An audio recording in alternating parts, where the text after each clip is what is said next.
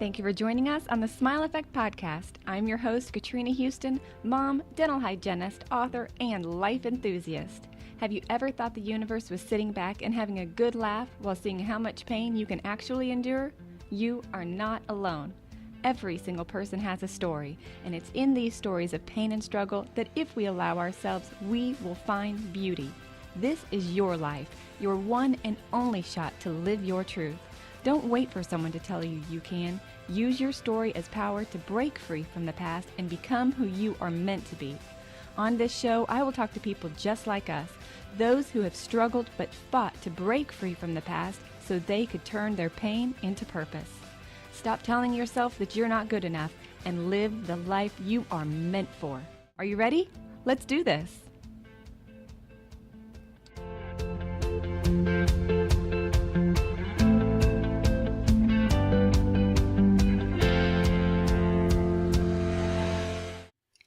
Jenn became blind in her right eye after proper infection control procedures were not followed at the dentist when a needle was dropped in her eye. Following the accident, Jenn became the leading force in patient advocacy, especially in eye protection in the dental profession, and bridging gaps between the professional industry and students and patients. Jenn and her nonprofit, Jenn's Vision, advocate for patient protection and rights in not only the dental community, but also the mental health and the physical health community. Jenn's Vision advocates for people on both the professional side and the patient side of infection control, mental health, and physical healing through continued education platforms and speaking events, as well as social media interviews and specials. Jenn's Vision is empowering people through a few different outlets. Their plan is to provide eye protection for nonprofit dental associates who treat patients on a charity basis, to fund research projects for the blind, and provide prosthetics for people in need. So, without further ado, let's go to the interview. Hi, Jenn. Thank you for being here. Hi, how are you? I'm great. So, Jenn, as a hygienist, it completely blows me away how many dental professionals don't use protection for themselves or their patients. So I'm really hoping this episode will open people's eyes, no pun intended, to the magnitude of this topic. Me too. So let's be clear, you are not a dental professional, correct? I was not. All right. No, I worked in college admissions for 11 years. You were just a regular patient going in for a dental procedure. I was. And what was your life like before this day? The glory days. It was amazing. I was, and still am, but was happily married. I had two small little girls at the time, who were roughly 4 and 5 years old at that time.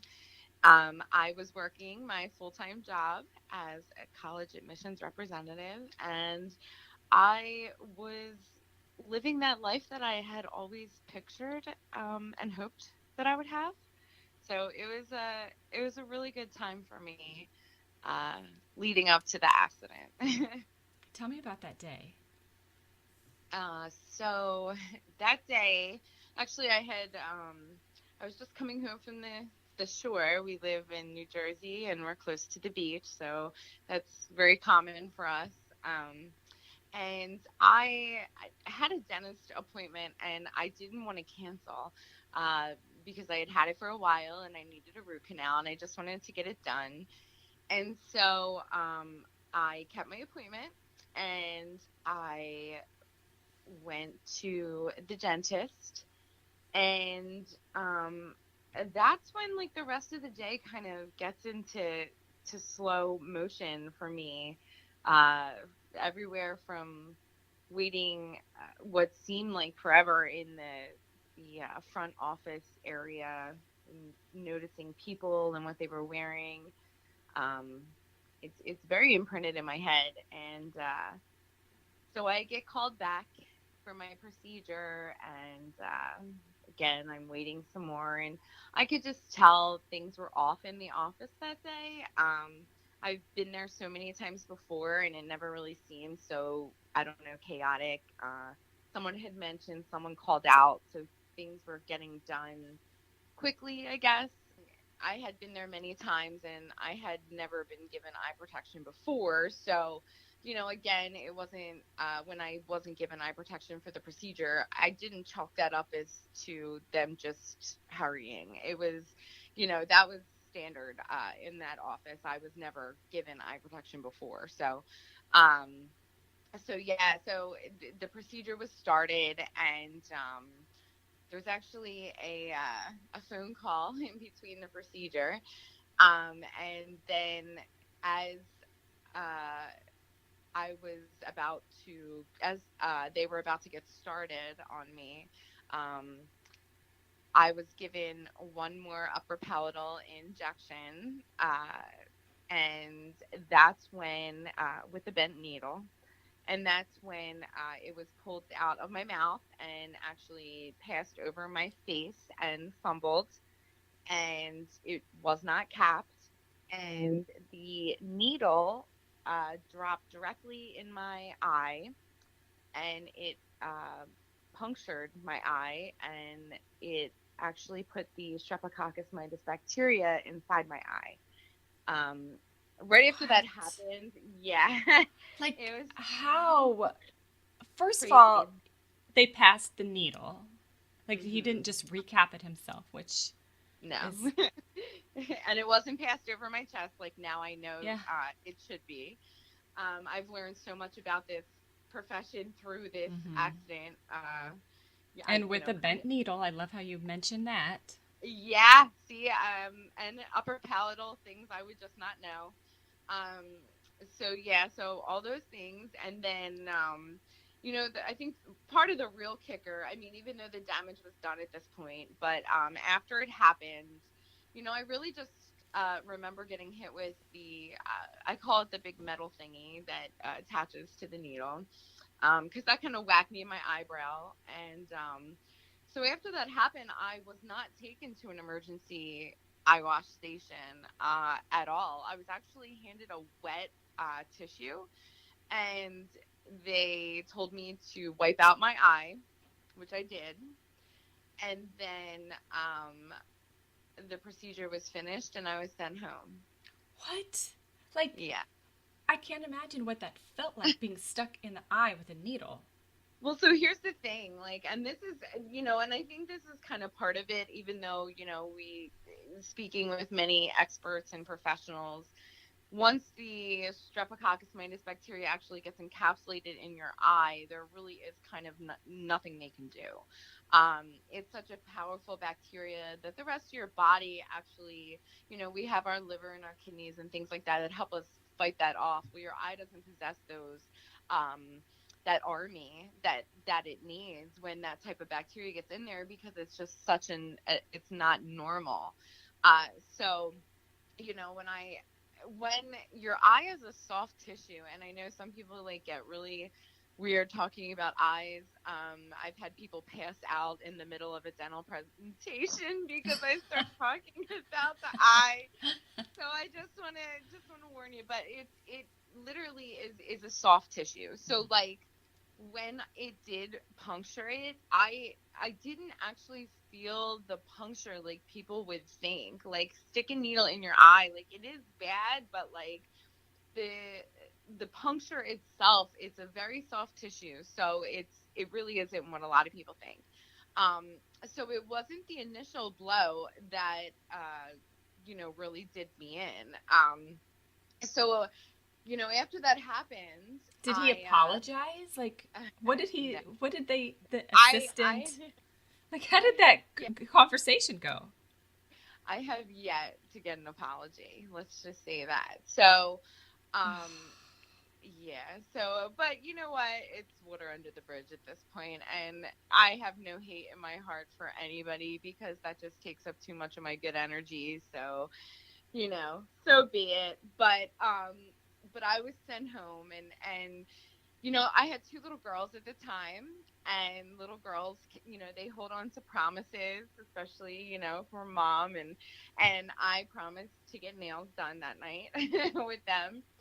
So, I was feeling fine. My eye at the time, it was not hurting really. The only thing that hurt was the bump above my eyebrow from being hit. with it. And so I took them, got their nails done like I promised, and we went home and went to bed. And I thought everything was fine. And then I woke up at like 3 in the morning, and I literally have never felt pain like that in my life. The only way I explain it is that I felt like my brain was being eaten, like the pain. Um, Oh I my looked, goodness. I it like is just, it was so horrible and just so painful. And I don't know what made me do it. I was like, I need ice or something. And I wasn't thinking right, because again, it's in the middle of the night. And I'm just like, oh my gosh, what do I do? So I just grabbed a bag of peas and I put it on my eye, thinking like, okay, maybe this will make it go down. Like, I don't know what I was thinking. And I remember I looked at myself and I could not believe what I saw. And that's actually the moment that I took the now famous selfie. When you Google Jenn's vision, it is one of the first pictures that actually pops up, and it is the horrible picture of my eye. So that is the selfie that I took at 3 in the morning when I first saw this. So I decided to call my father. He came and watched my children and my husband. Uh, we were lucky enough to live very close to Wills Eye Hospital in Philadelphia. So that's where we went. And as soon as I got there, I knew when I told him what had happened. And every doctor from every floor, and they're paging, and alarms are going off. And literally, I have 10 doctors in the room staring at me. Like, I knew this was bad. And so at that point, the only thing that they could think to do was directly inject antibiotics into my eye.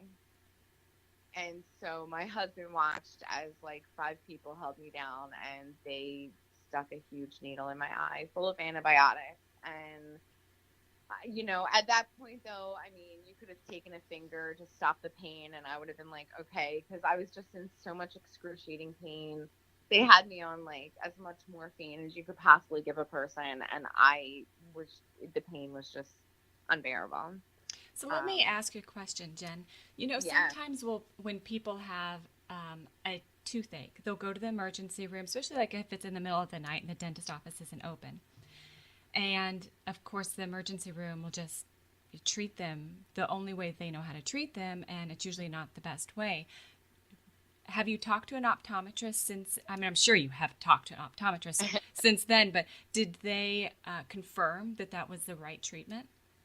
yeah. So like, not only have I talked to them, but I've had some of the leading optometrists in the country actually write articles and research papers about me, because of the fact that my accident, they've been able to pinpoint it to 13 specific cases.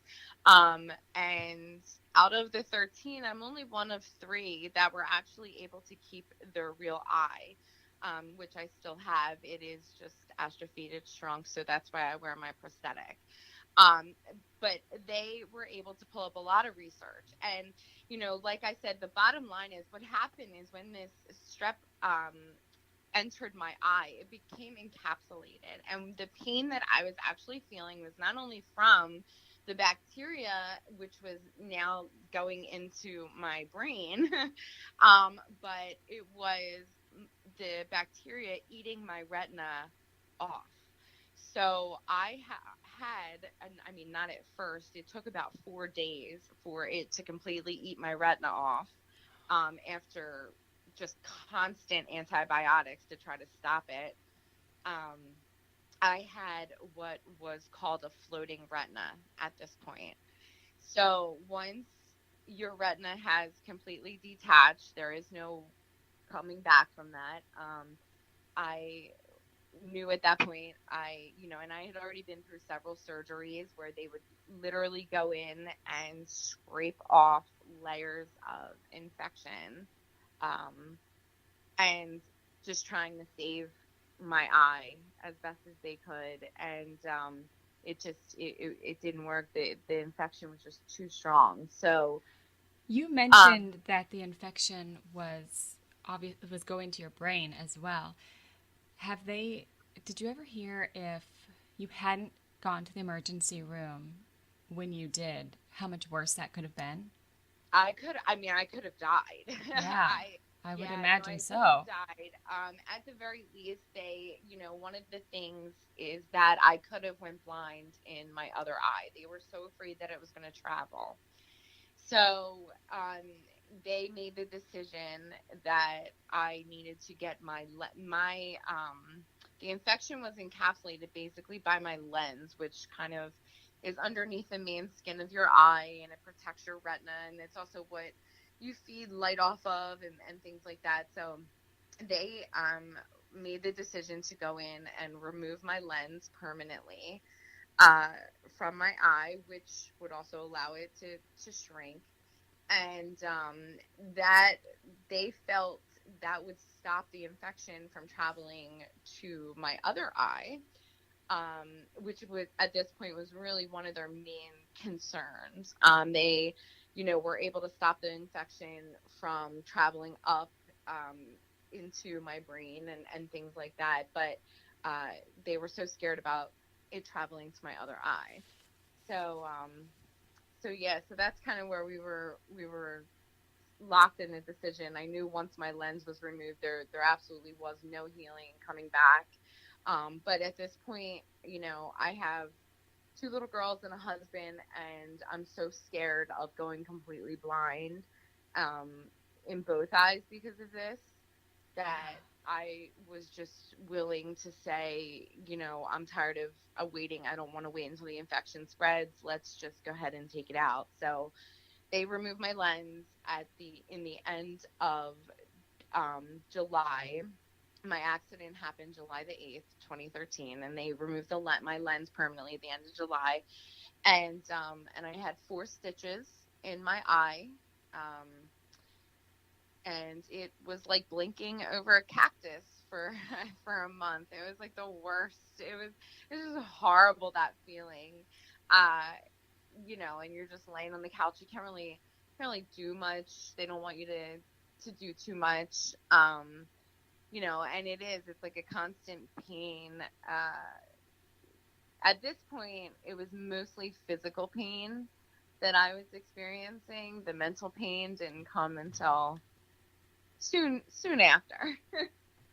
You were kind of like in fight or flight there for a while, right? Yeah, you totally are. I mean, especially your instincts kick in, and I am I I was raised without a mother. My mom died when I was 1 of cancer, and I'm an only child, and I was raised by just my father with the help of my grandparents. And so one thing that's always just been so very important to me in life, and it was my life goal, was to be that great mother that I unfortunately never had the chance to experience. And so um when I was blessed with these 2 little girls, it was like I promised myself, no matter what happens in life, like you have to keep it together for them.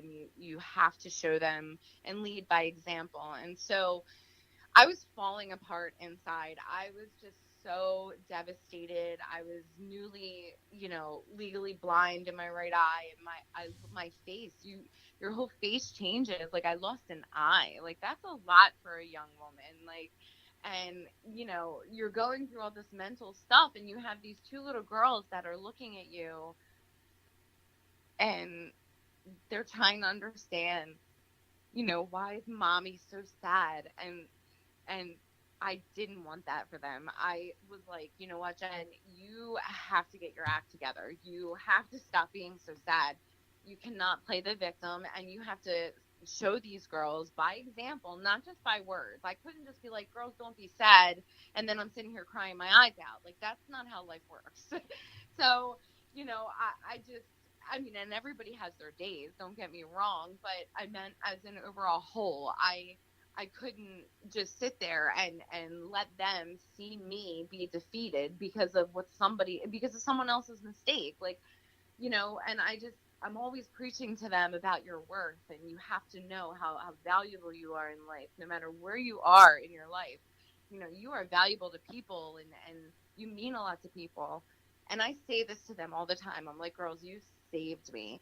Oh Like, my gosh, I love that you said that. I say that to my girls all the time too.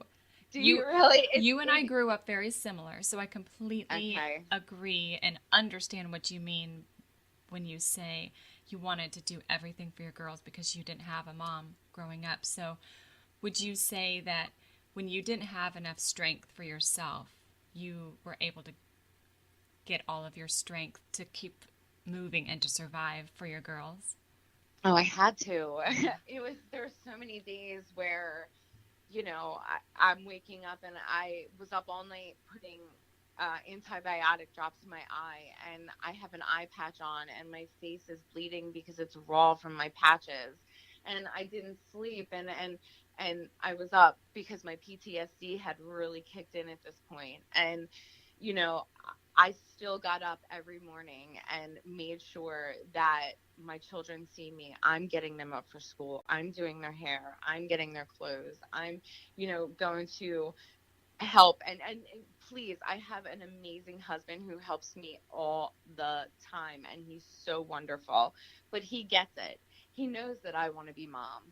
And he reminds me all the time, you're such a wonderful mom. And that makes it doesn't make it easier to get up in the morning. It's still a struggle. I still every day wake up and I'm like, I cannot even believe this is real life. But I can believe it's real life because, through all of this tragedy and really messed up things that have happened, I can honestly say, like, I am a better person because of it. I'm a stronger person. I'm a better mom. They really are the reason why it is possible for me to get up some days when I don't feel like it and I feel totally defeated and I'm sad and I'm cranky. And then someone pops in my bedroom and says, Mom, do you want to paint my nails?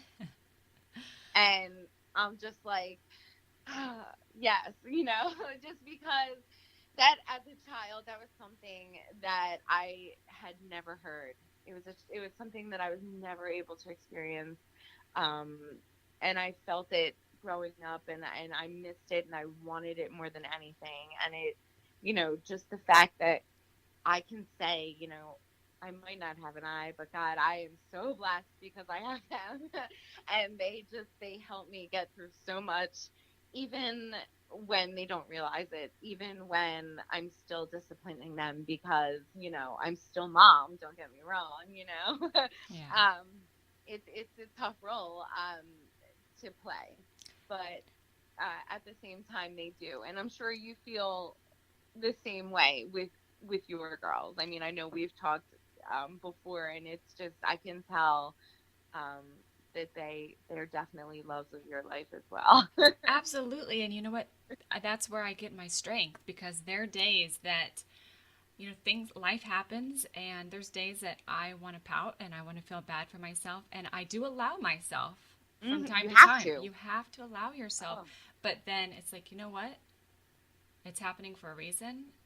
And Hmm. I'm their mom, and I have to stop feeling sorry for myself, get up, and deal with life and be the best mom that I can because I begged God for years to give them to me, and He Yeah, gave them to me, I and hear you.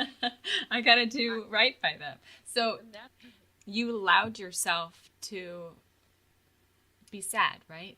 I mean, how did I you? still do. It's Yeah. not, you know, having PTSD, which I was diagnosed with the September after the accident. Um, my PTSD happens a lot at night when I actually, and I'm going to throw in another dental word in a second, when I'm in the supine position and I'm laying in bed and at night, when normal people lay in bed, they like think, oh, I'm so comfortable, I'm relaxed. When I lay in bed, a lot of times I feel like, oh my gosh, I'm in the dental chair. And so it's just that position and my PTSD will kick in and that's when you have to realize, um, when things like that especially do come up, that's when you have to give it your entire strength, because that's something that is not going to go away. It's always going to be there, um, but it's it's a work in progress, and I still am sad some days. I recently, unfortunately, in September or in January 2nd, I unfortunately my husband, were members of the South Philadelphia String Band. It's Mummers Community in Philadelphia, and three amazing people that we were friends with were killed in a tragic car Oh, accident. I'm sorry. And so it was like a month of mourning, but it was like a month of change. And you weren't, yeah, you were so sad for the people that passed. I mean, you really were. It's just so sad for them, but like I've never felt so sad for so many other people in my life. And I was surprised at how many people were leaning on me because they saw, like, or they knew I've been through a lot of bad things and I can still overcome it. And I'm not that person to ever be embarrassed around. So, I'm not afraid to cry in front of people. If I feel sad, if I feel happy, if I feel like crying, like I'm gonna just express it. I'm not saying I'm not one that doesn't let things get pent up sometimes, and then all of a sudden you're like, I gotta explode. I mean, because I still think everybody kind of has Yeah. a little bit of that in them. But being sad is part of the process. It really is. I mean, you mourn the person that you were. You mourn the vision. I mourn the vision that I had. I mourn the face that I had, even though people say, you still look the same and things like that. But it's like, yeah, well, minus my prosthetic eye. Um, and that's more of a mental thing, and that's all stuff that you literally have to get over yourself. There's nobody, as many people as you talk to in this world, there is nobody that is really going to be able to help you the way that you have to help yourself. You can listen to all the great advice in the world. I mean, any guru, any motivational speaker, anyone. But if you as a person don't feel it and it doesn't speak to your heart, you're not going to follow through Absolutely. with it. You have to you have to find inspiration, but you have to be your own strength. Nobody is going to grab your hand and say, "Come on, I'm going to lead you to a beautiful life." You have to do Right. it yourself. Now, Jen, let me Absolutely. ask you a difficult question. Yeah. If given the opportunity to go back before the accident, would you or have you accepted that this is your story and you have a message to share with others? Well, it is a tough question.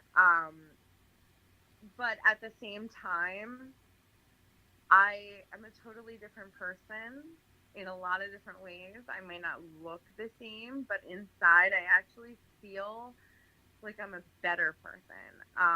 I've learned so much about different people and different emotions and different mental states that other people go through that I honestly feel like, this was more to me now that I've accepted everything, a gateway into understanding life and people better. I was very angry even before this accident because of a lot of things that had taken place in my life, um, which is one of the reasons why, I had to write the book. I was like, I just need to get all this stuff down so people really understand.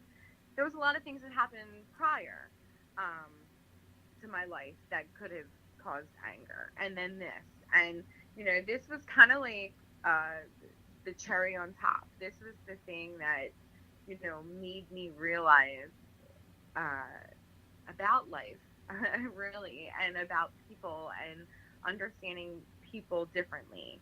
Um, I'm a realist in a lot of ways, and I think that one of the things that does keep me going is not hoping or wishing that this never happened. I think one of the things that keeps me really going and motivated and ready to push forward is facing the facts and, facing the truth that it is what it is. This happened. What can I do as a person in my position to make sure that, it doesn't happen again? And that has always been my number one goal throughout Jenn's vision and the whole campaign was just, making sure, how do I reach these companies? How do I reach these people? How do I reach the patients and say, if the professionals are not advocating for you, if they're not handing you eye protection, you need to advocate for yourself. You need to be the one that speaks up and says, I need eye protection. Where's my eye protection? Because in a perfect world, we would love to trust every dentist and every ortho and we would love to trust them all. I mean, we go to them and we have our trust in them thinking that they're following all the rules the way that they're supposed to be. And let's be honest, it's just not the way that it is. And so, I still have a huge nut to crack in front of me. There are still people around the world that have no idea about this. They have no idea about eye protection. And a lot of people in the profession say, when I started, we didn't even wear gloves. Like, can you imagine that now? I hear that too, and I'm like, ew, I would have picked a different profession. Like, it's called progression, and it's because, people speak up, people learn from other people, and, it's humbling how many people in the dental industry send me messages, come, visit me wherever I have appearances, and they come to my speeches, and they make sure that they know that I know that they are behind me, 100% advocating for this cause. And it's really weird, okay? Like, it's really weird when people come up to you and they're like, you're such an inspiration, because what do you say to that? It's like, it's hard. It's a hard thing to hear, because even though it's like, oh, well, thank you, you're thinking in your head, like, I am, like, I'm just trying to survive here. Hold on. Like, right. And I'm just trying to educate people and let them know. But, it is sobering. The whole thing is sobering to me. And it is what it is. Back to, me being a realist. And it's, no matter what I would do, it'll never change. So I really just had to make the best of it and kind of run with it and just change people's lives because of it in one way or another, whether it's the eye protection at the dentist, whether it is the mental health and wellness part of the campaign, or whether it's the prosthetics part of the campaign. We cover a large variety of things, and I did the mission statement like that on purpose, because I don't want to limit myself to people that I can help. So there's a lot of people that need it. So it makes me feel good to help people, is the bottom line. Right. I think that that's the whole purpose of life. And I think that's where people get confused, and it's so easy to get stuck in our own heads and worry about our own problems and my life, me.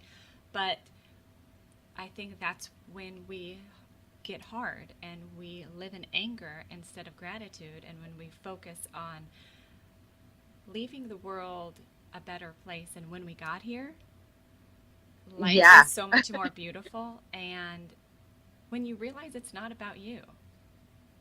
Oh, it's very sobering, that part. So how, going through something like this, I cannot even begin to imagine. And I would see how it'd be very, very easy to just get mad and stay in that place. How in the world did you move forward? And then how did you decide that you wanted to share the story and help other people? Because you could have very easily just, stayed at home and been pissed off and just settled quickly out of court. Yeah. Which we're going to get to that. So how? I can only say so much, but Yeah. yeah, no, you know, I think the whole part of what made me want to speak up about it and was once it first happened. I did my first promotional video, and it's on YouTube, and it's still actually up there today. And it's so old at this point; it's like 5 years old. And I said, you know what, I'm going to start this campaign, and I want people to know that what happened to me does not ever have to happen again. And I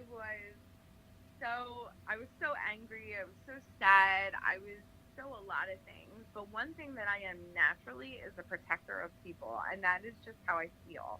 I am always that person that wants to protect people, even if I don't know them. So, I had this part of me that was like, I need to protect these people. Like, this has happened before, because, like I said, they found cases of where this has happened before, and either they settle out of court really quickly, no one opens their mouth. I joke about it. I'm like, they needed a loudmouth girl from South Jersey to actually open her mouth and say something about it. But it's the truth. It had to be somebody. It had to be somebody like me, someone who wasn't scared. And I've never been scared because of the path that I've had up until this accident. I'm just not a scared person. I wasn't afraid to be that person for other people. The part about not harboring anger and hate, though, it kind of came in stages. I trusted my dentist. I loved my dentist. I thought it was the greatest office ever. And I know in my heart that it was not malicious. I know that even though there was not an apology, because that would be admitting guilt, I know that even though there wasn't an apology, that there probably was within this person's heart. And, again, like I said, I know it wasn't malicious. And it was an accident, and accidents happen. And I'll never fault anybody, you know, because of something that they did not intentionally do to me. Could it have been prevented? Absolutely. But they never meant to do this to me. So, not hating somebody after they ruin your life, quote unquote, is probably one of the biggest things I've ever had to do. It took a lot of soul searching. It took a lot of praying.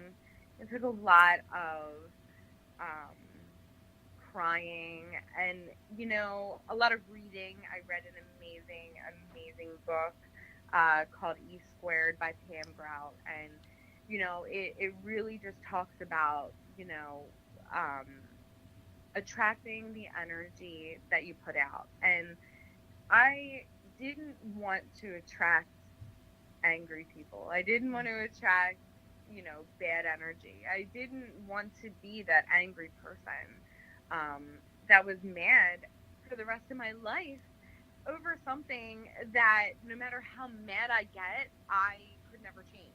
So, like, in my head, I'm thinking, like, you can get so mad, I could break stuff. I could punch holes in the wall, although that's totally not my personality, but just saying, I could. And, that wouldn't make me feel better, though. That it wouldn't, Are my feelings still hurt? Obviously. It still makes me really sad sometimes when I do think about it.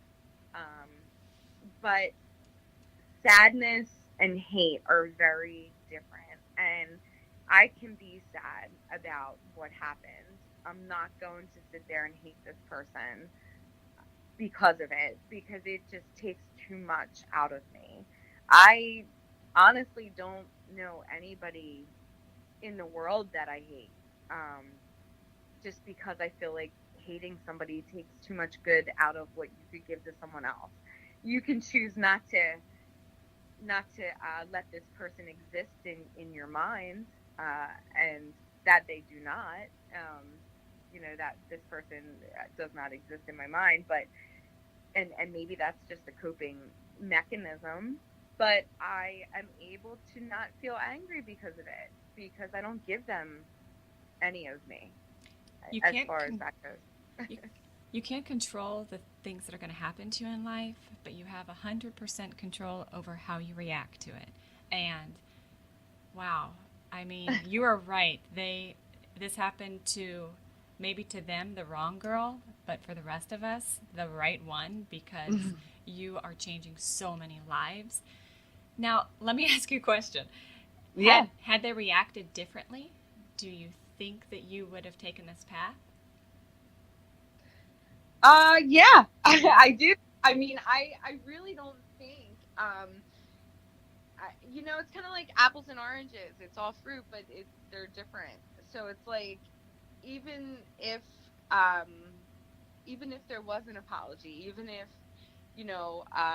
things didn't become horrible as far as what I was put through and evaluations and just, you know, I think, in my heart of hearts, and this was before, the the whole sunglass selfie, Jen's Vision, July 8th, which this will actually be our sixth worldwide day of awareness coming up this July 8th. That was my first like real launch as to, I just need people to learn about this. And that was really before the campaign took on a life of its own. And it was literally people from around the world taking pictures of themselves with sunglasses on, using the hashtag Jen's Vision, taking pictures of themselves in the dental chair with eye protection on, and using the hashtag. Um, and it was just me needing to tell people, protect yourself. You need to go out there and you need to protect yourself. It's so funny because anybody who knows me knows I'm such a New Kids on the Block fan. It like totally shows my age. Okay, And hold on. Who was your guy? Joe McIntyre, hello. Oh my gosh, he was mine. So Well, it's between him and Jonathan. well, Jonathan, yes, but it was always, I don't know, it was always Joey, but Yeah. Donnie's not bad either, and he's married to a Jenny, so. Okay. But Joe was actually, and I'm going to see them in June when they're coming around. I'm so excited, but he came to New Jersey, and I said to my girlfriend, I said, I want to go tell him about Jen's Vision. And she's like, you're nuts. And I said, I know I am. I said, but let's go. I said, and I'm going to bring him an extra pair of glasses for him to take. So we waited in line for about 4 hours, and they were like, you have 30 seconds to talk to Joe McIntyre. And I was like, okay. So I showed up with my sunglasses, and I looked at him, and I was like, as quick as I possibly could, I'm like, hi, my name is Jenn Morrone, and my dentist dropped a needle in my eye, and now I'm blind. Will you put these sunglasses on and take a picture with me so we can promote eye protection at the dentist? And he was like, holy, and said a couple four-letter words. And he was like, I cannot believe that just happened to you. And I said, I know. I said, so I want you to wear eye protection when you go to the dentist. He's like, I will never forget you. And I was like, Ah, okay, right there, I've won. my life is complete. So, but it is, I talk to everybody that I possibly can about it. I have been on every major television network in this area. ABC, Fox, CBS, like they've all done specials on me. I will eventually get to Ellen. We're just trying to figure out when. And it's all about just spreading the awareness and who I can make listen and who I can make share the awareness. The bigger people that I can get to that have larger audiences, they're going to say, this happened to this girl, make sure you wear eye protection at the dentist, boom. And how many people are going to listen? And that's really the end goal. The end goal wasn't for me to, people are like, oh, you should sell your own sunglasses. You'd make millions. Like, okay, but selling sunglasses is not my gig. And it's not about making millions. It's about making a difference with people, with an industry, and just being a good person in general. So, it it has its ups, it has its downs, but but it's a fluctuating roller coaster that I'm on. Let's say that. Did you end up taking legal action on the dentist? Yes, Yes. we did. Is he still practicing? Yes. I bet he's offering his patients eye protection. I actually I actually heard no. Get out! Yeah, I'm not kidding. You know what? You can't win them all. And I mean, Mm, what? Hey, what? I don't even know what to say about that. I when I first heard it too, I was like, you got to be kidding. And then this person was like, no, really. And so I was actually a little bit speechless, but then I'm like, you know what? This person is so pompous that I'm not surprised. Like I'm really not. Like, and it is what it is. I mean, and I want to, like take out a big billboard across the street and be like, "Oh my gosh, please ask for eye protection." Um but that's obvious. That's also one of the things that made me take the campaign into a nonprofit and kind of spearhead this harder, was because I realized that it is not a law for eye protection. Eye protection is not mandatory. And that's the loophole. It's just recommended. So if something's just recommended, it's not the law. It And it there's so kills. many people. There's so many clinicians that don't use them, and so I took my daughter to the dentist the other day, and they didn't offer them to her. And I was looking around, and I was like, I knew I should have said something, and I was like, okay, what do I do here? And I decided I'm going to take my own eye protection for my girls from now on, Mm-hmm. because I, as a clinician, always offered it to my patients, because I've had patients before who I had one patient who she went in for a cataract surgery and the lens busted in her eye. And it's vision is, you don't realize it's such a gift until you don't have it anymore. And I know. we take it for it, granted. and I tell people this all the time, and this is one of the reasons why, with my with the nonprofit, it's kind of like I'm spearheading a couple different things. Not only am I trying to reach the industry, and not only am I trying to reach the people who sell these products and say, how come I go to all these trade shows and there's no eye protection that you guys are selling to all of these dentists around the world? Like, that drives me absolutely crazy. But aside from that, I want to reach the dentist and say, why aren't you giving every patient eye protection? But I want to reach the patients and I want to say, listen, if you happen to be at a dental office that doesn't give eye protection, first and foremost, make it your last time there. Secondly, because if they're not following that simple infection control, recommendation, imagine what else they're not doing, is all I say. But you have to be your best advocate, not just with eye protection at the dentist, in life. You have to be your best advocate. If you know something and you know that something is better for you, why would you not speak up about it? Like, and that's what I say to people. And I say to people, listen, and they're like, I don't know where to get eye protection. Worst comes to worst, I understand eye protection should be ANSI certified. But if you're in a dental office and they don't provide you eye protection, put on a pair of sunglasses that you own. If you know you have a dentist appointment coming up and you need a pair of eye protection, real quick, stop at Walmart, stop at Target, stop at Home Depot.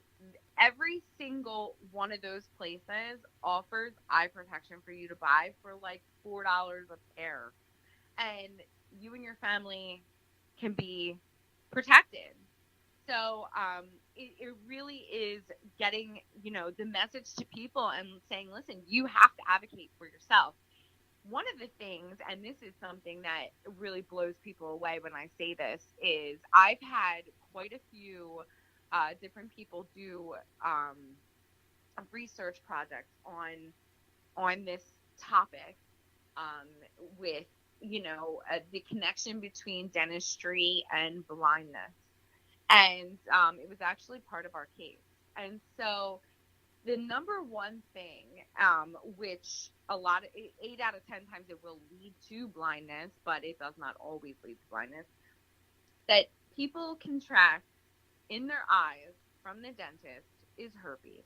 Mm-hmm. Oh, yeah. And people don't realize that, I guess in that sense, I don't have like herpes like all around my eye. I mean, I know I have a prosthetic eye, but herpes can actually lead to blindness as well. And one of one of the women that I met at one of the summits was, speaking to me about it, and her mother actually went blind because of it. And it's really hard to pinpoint that back to the dental environment. However, um, if eye protection was worn, not only would you be able to take them off at the end of your visit and see all of the splashes on the front of the glasses, Mm-hmm. because if you do that test, I'm telling you, you'll be so skeeved out, you'll never not wear them in there before, because Yes. I saw an amazing presentation put together, and I could not believe what came on the glasses just for a cleaning. I Yeah, mean, it's gross. it's It crazy. it's really gross. So imagine a clinician is doing that all day long, and then they've got that lab coat on, hopefully. Yeah. If not, Hopefully. then it's just all going on their skin. But then they go in the break room and they go eat, and they're wearing all of that. And so with the That was a herpes, big discussion too, oh, actually, recently. really? Coat rooms in the break room. Yeah, Yeah, I was on an infection control site, and they were just talking about that. yeah, it's gross. And where people will take their coat and they'll lay it on the table Yeah. where you're just going to eat your food. It's so disgusting. But then going back to the herpes, so Yeah.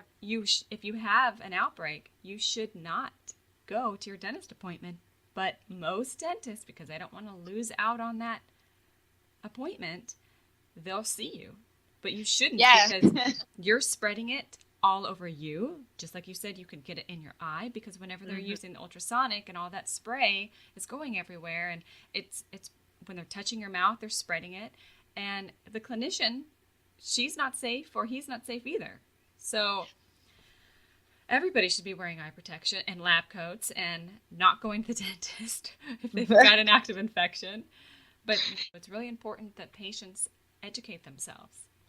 Absolutely. And and that was one of the things too that I was just like, I didn't pick dentistry. Dentistry picked me. I always say that. And I'm still not into it the way that normal people in the dentistry in dental industry are. I mean, so many of them are just into it so much, and they understand, it's a very complicated field. There's so many different parts of it that I've come to learn over the last 5 years. But for a normal patient, a normal person just walking in, they don't know what to look for. They don't know, to ask, is your dentist a member of the American Dental Association?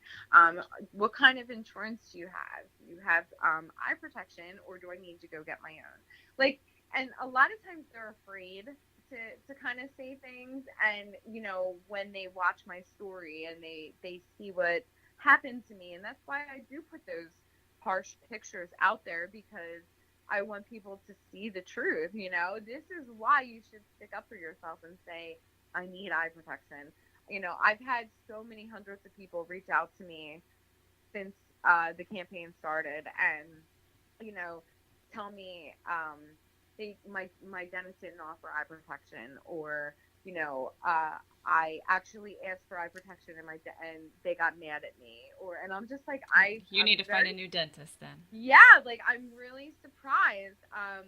really, really surprised at that. And some dentists, let's just say this, because I don't want to categorize anybody, but some dentists who have been practicing for a very long time do not like to change their ways. Oh, no. No, they don't. And No. so, and I find a lot of problems actually with a lot of the RDHs and a lot of the assistants and the clinicians that work with these people who have been doing the same thing for 40, 50 years, and they don't want to change the way that they've been doing things for 40, 50 years. And, eye protection is another expense for the office. And now we got to clean it. And now we have to sterilize it. And it's just, and now I got to work around it. And it's like, okay, I know all these major issues that, we're having. But I hear a lot of that is that some people are so stuck in their ways, they don't want to change it.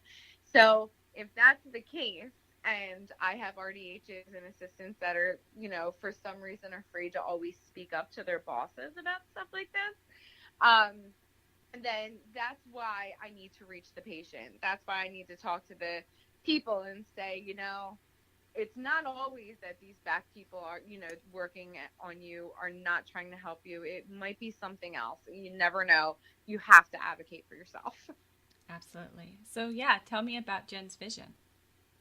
So Jen's vision was actually started, like I said, we started it to do the sunglass selfie campaign in the beginning, and it was really about getting people to take pictures of themselves in the dental chair and with eye protection on, and using the hashtag Jen's Vision.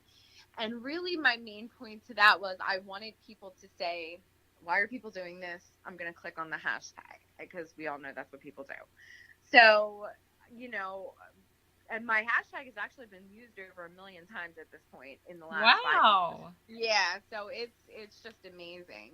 Um, we started and we're actually coming up on the 6th annual Worldwide Day of Eye Protection Awareness, and it started out kind of like a local thing, and then it became national. And 2 years ago, we went worldwide, and we had 45 countries take place. Did you start Uh, this? I did, yeah. Oh my goodness. I did. I started this. And so what July 8th is basically all day long, people send in a sunglass selfie of themselves. They take a selfie, and they don't have to send it in to me. They can literally just post it on their own timeline. That's fine. And just take a picture of themselves with sunglasses on. It does not have to be eye protection.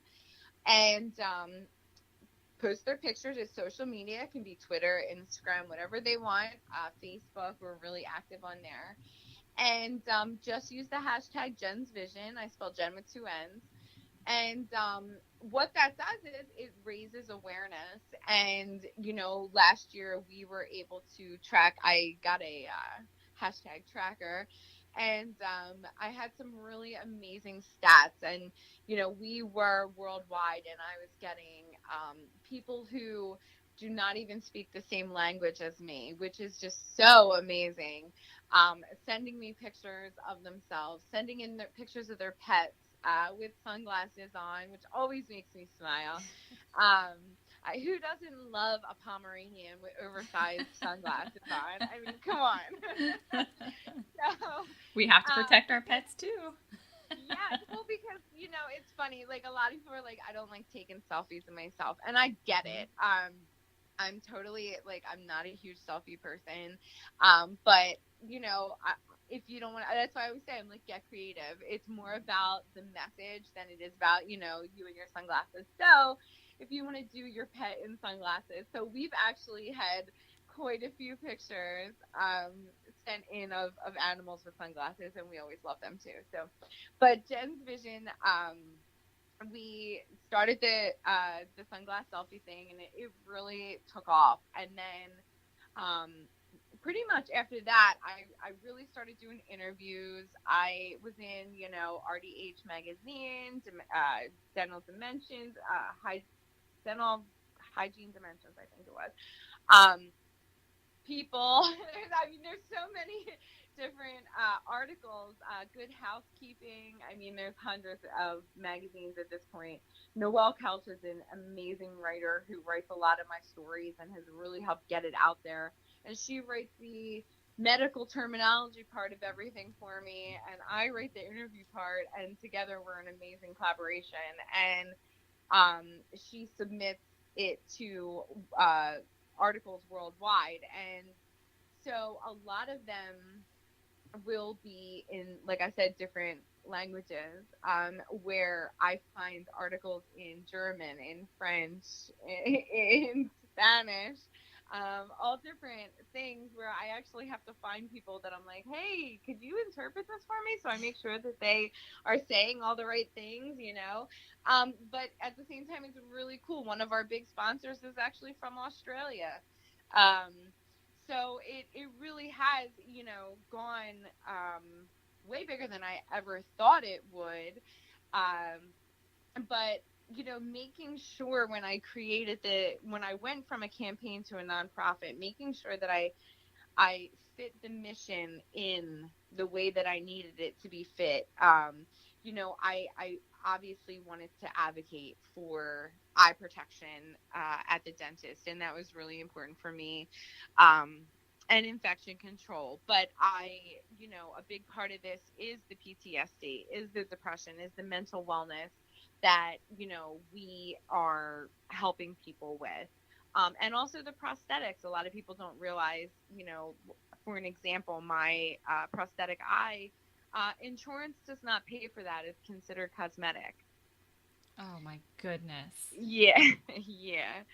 So when we formed the nonprofit, it was really to kind of cover everything that I was and I had become, and to help people that fall in any of that spectrum that we covered. So, you know, I in my last year in 2018, I did my first full year of my speaking tour that was called I'm the Patient, and I spoke to so many thousands of just amazing people, and I met so many wonderful people and just pioneers in dentistry, and you name it. You know, I Halyard's actually one of my they're one of my heart companies. That company will support me for anything, no matter what. If they know that I need to get somewhere to speak to somebody about this important mission, they're there. Imagine Factory. I mean, there's just so many eye ortho. There's so many companies and dentists that have come out of the woodwork. Some have nothing to do with dentistry, and they support this mission and they donate. I mean, that's one of the things, obviously, on the website, which is jensvision.org. You could always donate to help us do these types of missions. That's how we get to these places. That's how we can afford to stay overnight to speak to these people. That's how we afford different infection control products so that we can donate to different missions and things like that. Um, but I've had so many people and friends and family just donate their time and their money to help us get to the next point, because they realize that, you know, what we're doing is, it really is important, and there's so many people that it covers. And I'm just so thankful. I would have never been able to do any of this alone, even though I'm the person that gets up on stage and does it alone.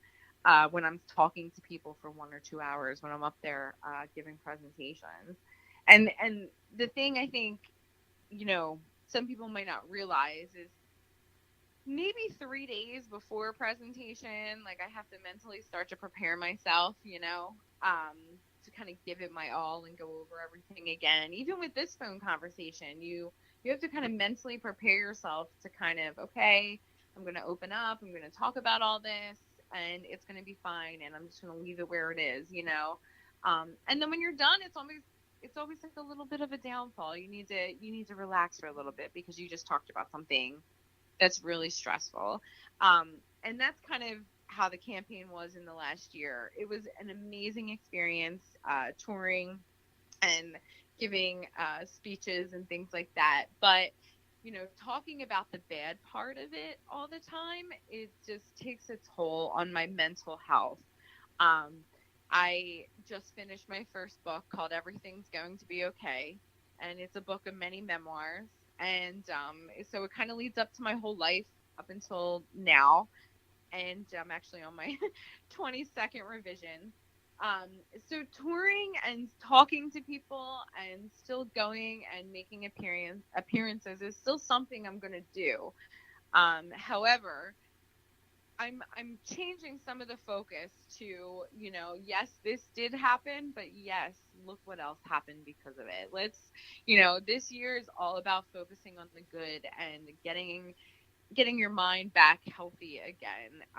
After such a draining emotional year of getting my message out. So, Well, we're so thankful that you didn't stay in the darkness, which could easily happen, and that you're getting your message out there because you're really saving so many lives by doing that. And I'm hoping with this message that people will see, they'll listen to you and be like, you know what, if she can overcome that, then I can pick myself up and put my big girl panties on and learn the lessons that I've been given and move forward and see how I can make a difference in the world. Because we all have a story, and our story can heal not only ourselves, but it has the power to heal other people as well. oh, absolutely. And that's what you're doing. So I'm really grateful for that. Oh, well, thank you. Absolutely. We're going to change it up real quick. And Okay. all right, our conversations are always so serious. I want to know the fun and silly side of you. All right, so we're going to do a little this or that questions. Netflix or YouTube? Netflix. Okay. Music or podcast? Music. All right. What kind? New Kids on the Block? I do love New Kids on the Block, honestly, but my favorite is my Pandora station called Ice Cream, and it plays a lot of I call it my women empowerment music. So it's a lot of like Lilith Fair music and stuff. Hey, we all have our certain playlist, right? It is. It's my go-to playlist. Right. Okay, Jason Momoa or Chris Hemsworth? How hard? Oh, wait, I know who Jason is, but Chris, I'm not a huge TV person. So we're just gonna go with Jason. Yeah, we'll go with Jason, and we'll go with him because I saw that he had a scrunchie around his wrist. Can we talk about that for a second? Okay, so he looked really cute with Lisa Bonet, right? Yeah. So they looked really cute, but here's the thing: like, I live in a world of scrunchies because my daughter's a gymnast. So like when she was like, oh, she was freaking out, happy that he had a scrunchie on. I, on the other hand, was a little bit confused. Because all I know is that, well, if my husband had long hair like that and he pulled it up in a big pink scrunchie, I don't know. I'm just saying. But no. I know it was part of the ensemble. But yeah, so I will go with him though. I know a lot of women think that he's really handsome. He kind of looks like Fabio to me or something. I don't know. I love him. I fell in love with him in Game of Thrones. Man? Oh, okay. Oh, well, I've never seen Game of Thrones. Girlfriend. I'm such an oddity when it comes to that kind of stuff. Like people are like, I can't believe. But I watched This Is Us. Totally different. Totally different. Yeah, I don't watch Game of Thrones. I never have. It's so funny. I do not watch anything violent or anything scary on television. I usually don't either. But I never do. Game of Thrones is. I did hear it's good though. It's super violent. I heard it's violent, so I was like, nah, it's not my thing. But even if you just watch like the first season with Jason Momoa, oh, that's where I found him. Yeah, see, I will though. I'm gonna try it. I'll go. Is it on Netflix? No. You know what? I don't know because it's supposed to come back on in April, the final season. So I don't know if they'll be playing any of it on Netflix. I'm not sure. It's HBO. Yeah, I love Netflix. My kids love YouTube, so we're house divided as far as that goes. Same here. Have you ever sent a text message to the wrong person? Yes. Tell me about that. Was it like a huge mistake? Um, I don't think it was a huge mistake, but when you said that, I'm actually just thinking of a situation that just happened where someone I know received the wrong text message, and it was actually intended for the other person's girlfriend, and it just sparked in my head because it was one of those really funny, like, okay, Mm-hmm. text messages. But I have done that, but with me, I think it's more like I'm such a like quick texter or something, like, and sometimes I'll just hit the wrong person. I don't really get too in depth in text. So Well, one time my mother-in-law was over at the house, and Greg, my fiance, he was at work, and he sent me a text, and I replied, and I said, "Your mother's here. I need a drink." And all of a sudden I hear, "Bring," and she goes, "Oh, you just sent me a message." And I was like, "Give me your phone right now." Because it was about her, and I accidentally sent it to her. Oh, you got you do you did you ever watch Friends? yeah. Are you a person where Rachel left the message on Ross's answering machine? Do you know that episode where he's trying to listen? She's jumping on his back, like, "Give me the phone." Yes, yes. That was That's my visual of you. it was. It was. And she was like, "Why are you jumping on me?" I was like, "Just give me your phone." Just give me it. Don't resist. Oh boy. All right, Jen. Funny. Well, I am so grateful that you took the time to be here, and we Yeah. are going to do a little promotion together, right? Yeah. All we right. are. So people just need to follow social media, and they'll be able to figure out what we're doing.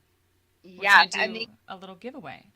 we will. And what we'll do is, as soon as you share the podcast and stuff, I will be sharing everything on my Jen's Vision page on Facebook. So you can go ahead and make sure that you like it. And what we'll do is, once I share this podcast, all you're going to have to do is actually the share the podcast that we post, and make sure that your settings are set to public so I can see that you share it. That's the only way that you can actually be in the running. And we are going to, I will post what we're going to give away, but I'm going to put together some really cool stuff for everybody to win. And surprise, surprise, I'm sure you can guess there's going to be some eye protection in there and some other really, really cool things. So, Awesome, so you got to Jen. make sure that you stay tuned and stay posted. And, Yeah. because you want to win our stuff. Our stuff is really cool. Yes, and we want to share your message with dental professionals as well as the patients, because this is such an important message, and one tiny little mistake can change your life entirely, as Jen has mentioned. So we want to support her and her vision. And again, Jen, thank you so much for being here with us. No problem. And anybody who wants to know more about becoming a sponsor, please feel free to contact me, Jen at jensvision.org. We would love your help, and we would love your support. And our mission is so big. And I can't thank you enough, Katrina, for today. It was wonderful. It was wonderful talking to you. It always is. Thank you. You too. Wow. Jen's story is proof that our lives can change within a matter of minutes. And you can either go through life mad and play the victim, or you can do something with things that have happened to you. And I'm so grateful that that's what Jenn has done. She really is the definition of somebody who's creating the smile effect, because we can stay pissed off and stay stuck in our heads that it's all about us and woe is me and I can't believe this happened to me. But maybe there's a reason it happened. Look at the thousands and thousands of people that Jenn is helping with her story. She's spreading a message, and in this case, a lot of patients aren't aware, and they just go into dental appointments or any kind of appointment and assume that the provider is going to tell them what they need to do, and they always have their best interest in heart, which they probably do. But we have to be able to advocate for ourselves, and I love that Jenn is spreading this message. She's the patient. She is advocating for the patients. Everybody has a story, you guys, and your story, it's not what happens to you. It's what you do with the things that have happened. I hope you guys appreciated this message, and if you liked it, please share. Even if this doesn't resonate with you, it could resonate with somebody else, and we really need to help spread the message. For more information or links to connect with Jenn, you could go to my website at katrinahouston.com. Until next time, do your part in creating the smile effect.